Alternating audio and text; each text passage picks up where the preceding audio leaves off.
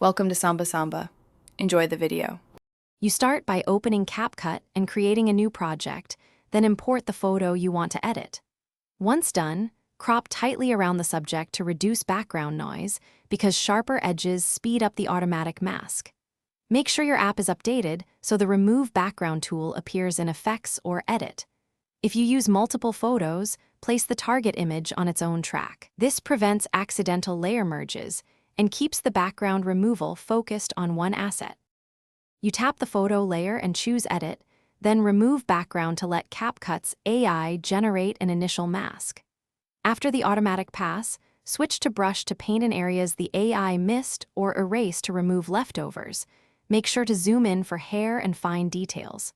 Once the mask looks close, use Feather or Edge Smooth to blend transitions, and apply AI Refine when available to recover wispy strands or semi-transparent objects, so the subject reads naturally against any new backdrop.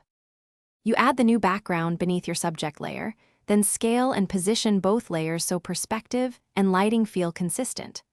Once aligned, use color match or color correction to adjust exposure and color temperature so the subject doesn't look pasted on.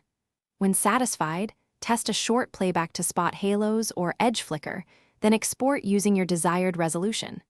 If something goes wrong, keep a copy of the original project and use the brush tool plus higher contrast reference to rerun the Remove Background step.